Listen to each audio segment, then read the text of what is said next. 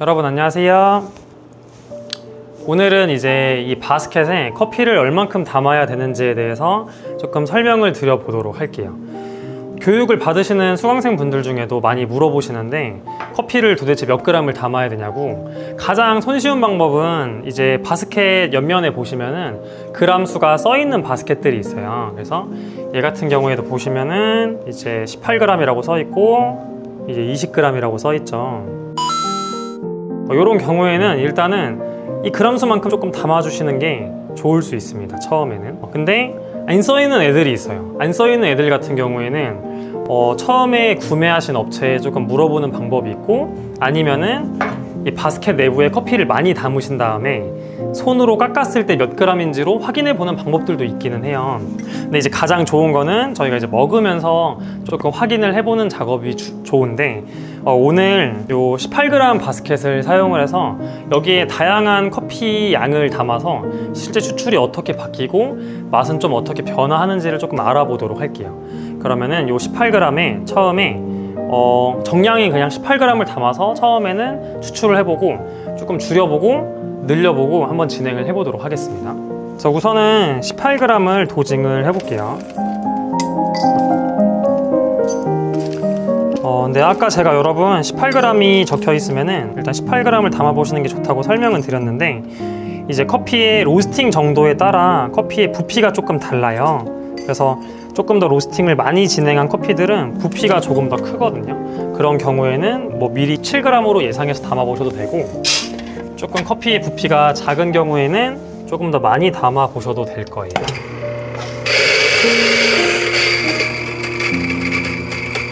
저희는 일단은 18g을 담아 볼게요. 우선은 18g에 34g 정도를 뽑았고 시간은 25초가 걸렸거든요. 예, 에스프레소 맛을 한번 봐보도록 하겠습니다.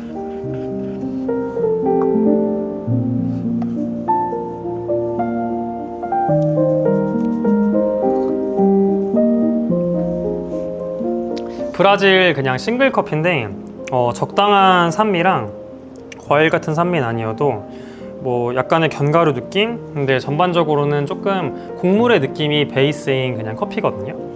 요거를 기준값으로 생각을 하고 여기서 도징량, 커피 양을 조금 줄여볼게요. 그래서 이번에는 17g을 도징을 해보겠습니다. 17g으로 도징량을 줄이면 당연히 추출 시간 자체는 짧아지겠죠. 근데 이제 입자를 건드리지 않고 그대로 한번 진행을 해볼 거예요. 시간 자체는 일단은 똑같이 나왔거든요. 지금 환경에서 시간은 비슷하게 나왔는데 그람 수는 아까랑 동일하게 34g 34g 조금 안 되긴 하는데 비슷하다는 전제하에 한번 먹어볼게요.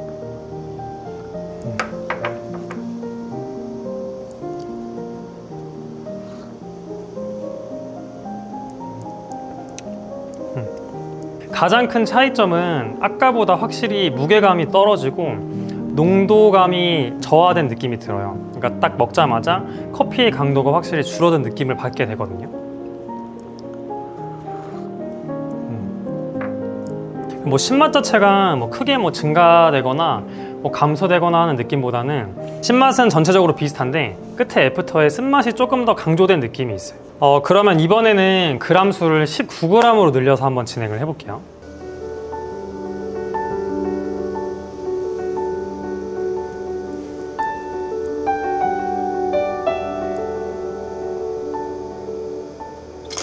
그래서 이번에도 34g 정도 뽑았고 이번에는 추출 시간이 30초로 아까 18g이랑 비교했을 때 5초 정도 늘어났거든요. 그래서 시간 자체는 이번엔 저희 예상대로 늘어났고 이번에도 맛을 한번 확인을 해볼게요.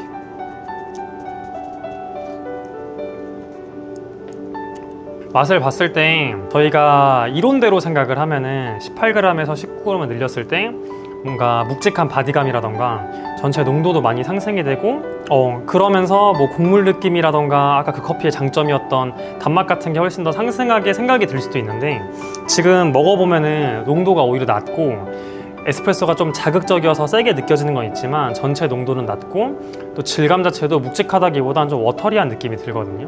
이런 거를 저희가 불균형 추출이 발생했다고 조금 이야기를 할 수 있을 것 같아요.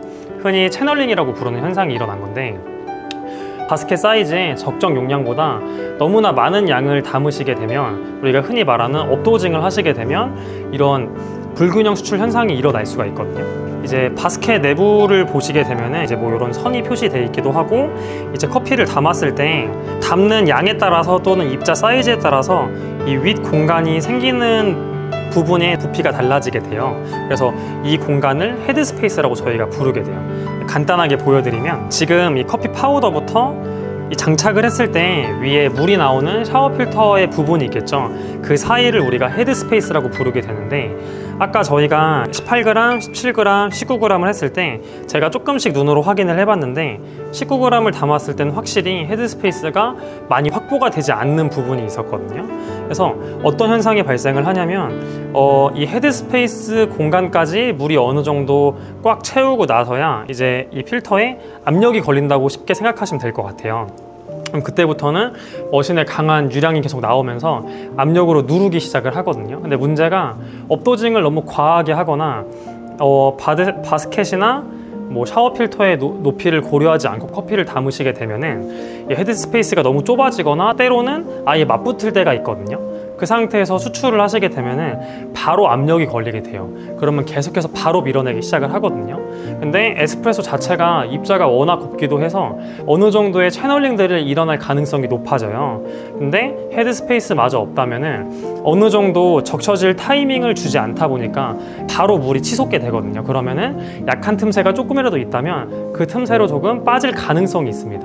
그렇게 채널링이 발생했을 때 먹어보면은 에스프레소 자체는 농도 자체가 높다 보니까 뭐 농도가 연하다라고 못 느낄 수는 있어요. 근데 물에 희석을 하거나 또는 에스프레소에 대한 경험이 많으신 분들은 드셔보시면 약간 워터리하면서 이 커피가 가지고 있는 부정적인 신맛 또 부정적인 쓴맛들이 동시에 나는 자극적인 맛이 입에서 느껴지게 됩니다. 그래서 저희가 이런 불균형 추출을 약간은 방지하고자 업도징은 웬만하면 권장을 드리지 않는 편이긴 하거든요. 그래서 일정 공간을 확보해서 압력이 바로 걸리지 않게끔, 그래서 어느 정도의 헤드 스페이스를 확보하기 위해서 정량 도징을 하는 것을 조금 권장드리는 편입니다. 그 다음 반대로 적게 담는 거를 다운 도징이라는 용어를 사용을 할 수가 있는데, 다운 도징 같은 경우는 무조건 잘못됐다고 말할 수는 없어요. 특정한 목적이 있는 경우에는 다운 도징을 하는 경우도 있는데, 문제가 다운 도징을 하시는 경우에는 아까 저희가 이제 실험을 했을 때는 뭐 시간이 똑같이 나왔는데 일반적으로 계속 적게 담으시면 시간이 아마 빨라질 거예요. 그러면 어느 정도의 시간을 맞추시기 위해서 이제 입자를 곱게 가실 거거든요. 근데 입자를 너무 곱게 가게 되면은 커피에 따라 다르지만 내가 원치 않는 이상의 과한 맛이 나올 수가 있어요. 그래서 그런 경우에도 조금 부정적인 게 발생할 수 있다 보니까 특별한 목적이 있지 않은 경우에는 일단은 정량 도징을 하시는 거를 초보자분들께 추천을 드리는 편입니다. 네, 그래서 오늘은 이제 바스켓에 얼마만큼의 커피를 담아야 되는지 적정 도징량에 대한 설명을 드려봤고, 아까도 말씀드렸다시피 저희가 오늘 한 결과값에서는 18g 바스켓에 18g이 딱 맞게 나오긴 했거든요. 근데 여러분들이 사용하시는 커피에 따라서 아까 말했듯이 부피가 다르다 보니까 그 상황에 맞게끔 뭐 17g, 뭐 18g, 뭐 19g 또는 디테일하게 하시는 경우에는 0.5g 단위로 도징을 해도 큰 변화가 있거든요. 그래서 뭐 17.5, 뭐 18.5로 해보시고 맛을 보시면서 적정한 맛으로 나오는 거를 잡아보시면 좋고, 하나 강조드리는 거는 바스켓 사이즈에 비해서 너무 많은 양을 담으시는 거는 권장을 안 드린다. 이거를 확인하시는 방법은 장착을 했다 빼셨는데 이 위에 표면이 아예 갈리는 경우에는 아예 맞닿은 경우예요. 요거는 완전히 하지 않는 거를 추천을 드리고, 이 위에 뭐 동전을 올리고 막 확인을 하는 방법도 있긴 하거든요. 근데 이제 그보다는 갈리지 않으면은 장착을 하셔가지고 그 다음부터는 맛으로 확인을 하시는 거를 조금 추천을 드려볼게요. 그리고 마지막으로 다운 도징 하는 것 또한 입자 사이즈가 너무 고와질 수 있는 경향이 있다 보니까 그 부분도 맛을 보시면서 잘 확인을 해보셔야 된다. 그리고 잘 모르시는 초보자분들 같은 경우에는 일단은 정량 도징을 해서 레시피를 짜 보시는 거를 추천을 드리도록 할게요. 그래서 오늘은 여기까지 도징량에 대한 거를 알려드렸고, 다음 시간에는 또 다른 유용한 정보를 가지고 오도록 하겠습니다. 그럼 오늘은 여기까지 하는 걸로 할게요.